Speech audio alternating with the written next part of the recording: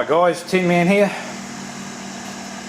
In trying to figure out how to show rather than explain on paper how my generator works, I came across another discovery I thought you might be interested in. What I'm going to do in this video is I'm going to assume that we're running off a 12 volt battery. It's just going to be straight 12 volts just for simplicity reasons. I'm actually running on 24 volts, 23.9. The reason for that is the motor was wound to run on 12 volts.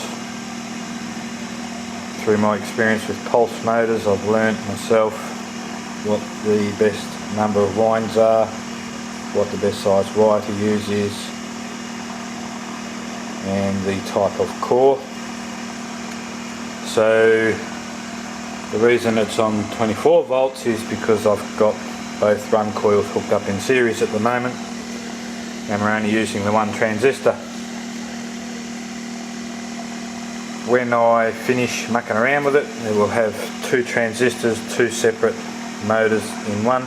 I want to try it that way to see if it makes it even better than it already is now. So this video is just to show you what I found while trying to come up with a way to explain to you what's actually happening within the pulse motor.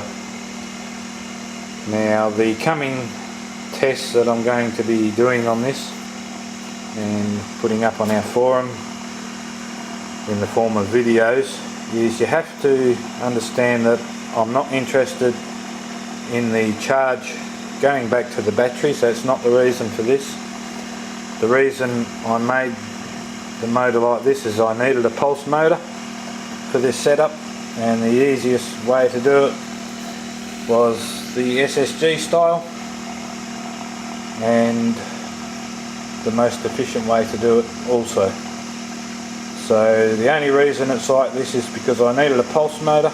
I'm not interested in the charge going back to the battery. What I'm interested in is the current draw of the motor when the generator part is not hooked up, and the current draw of the motor when the generator part is hooked up.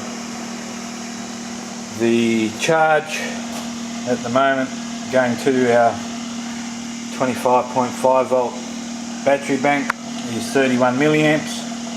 That's just an added bonus, but like I said, it's not important to me. What's important is the current draw of the motor with and without the generator hooked up. Anyway, so as I was saying, in trying to find a way to show you physically how the coils are reacting when the generator's plugged in, I've made a little discovery I'm sure you all might be interested in. So like I said, our 12 volt battery is the way I'm going to explain it. Our run battery is 12 volts. So we've all been assuming and we've all been measuring our watts input to the motor as our 12 volt battery times our amps going in. Gives us our watt reading. Now, here's something for you. The only place you're putting that 12 volts is to the emitter of the transistor. That 12 volts is not going through your run coils, and it never will go through your run coils. Even with the transistor switched hard on, you will still not get 12 volts going through the run coils. Now this you can check yourself. Very simple setup. All you have to do is get yourself a 4007, a 1N4007, put it to the collector of the transistor like that, so it stops the high voltage spikes going into your meter. Hook up the negative side of your meter to the other end of the diode, the positive side of your meter to the positive on your run battery, and as that's set at the moment, you will also need two good meters that don't mind pulsed DC voltages.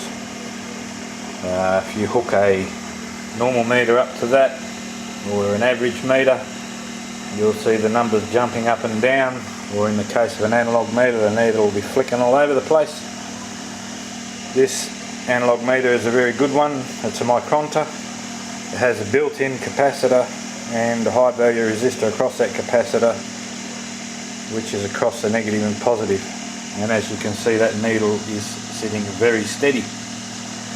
Same with digital.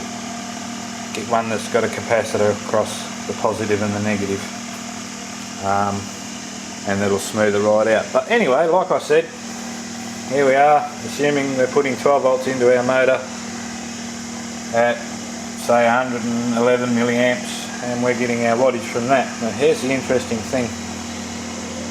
We start our motors up and then we wind the pot up and down until it's tuned to perfection, using the least amount of current draw for the most amount of power back out to our charged battery.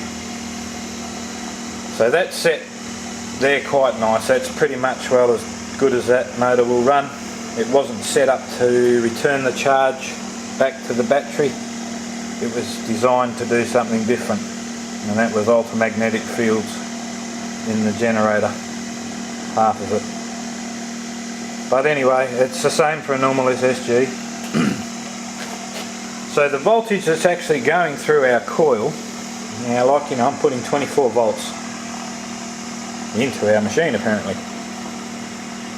So 24 volts going into the machine, or into our transistor, when it's coming back out, is in fact only 6 volts. Now as you can see, that needle is sitting very, very still. That is an accurate reading. Just to back it up, I put my digital meter on there as well, exactly the same. You can see the numbers are not moving. That is 6 volts going across our run coils at the moment, not 24. The reason for this is because, as we all know, volts times amps equals watts. If this transistor is only switching on softly, it's not going to allow the full current of our battery to pass through it, or the full wattage of our battery to pass through it. So at the moment, the voltage firing the transistor, this is a normal multimeter, it's turned on AC, which we of course put across our base and our emitter, because our trigger coil is AC voltage, and we're using 1/2 of that AC voltage to fire the transistor, which is the half hooked up to the base. The emitter, as you would have seen, the power that's going to the emitter, as you would have seen in previous videos of mine and tests that I've done, is voltage going back to the negative side of our run battery. As you would know, I have eliminated that voltage and of course eliminated some of the current draw because of that. But anyhow, that's what I wanted to show you in this video before I go on to explain what's happening in the generator side of it. So like I said, give it a try yourself. You will find that you will never be putting your 12 volts across your run coils on your SSGs. In fact, I would be surprised with a 12 volt battery if it would be any more than 4 volts, and that's with the transistor wound right up. Keeping in mind with the SSG setup, the way the coils are wound, whether it's the way I do it or the way JB specifies, you will never be able to switch that transistor on hard enough to put that full 12 volts through the coil. And even if you could, you still wouldn't get it because of the resistance in the coil. So that's just something for you to have a little think about, guys. So we're not actually putting our battery voltage through our coil. In this case, we're only just over, we're probably about 30% of that battery voltage is going through our coil. As you can see, like I said, that's the AC voltage. Excuse me. I think I'm getting the flu. Middle of summer. That's the AC voltage going to the base. If we turn the resistance up on our pot, of course the voltage goes down. If we turn the resistance down on our pot, the voltage goes up, which also switches the transistor on harder and softer. Turn the resistance down, that's the voltage now going into the coil.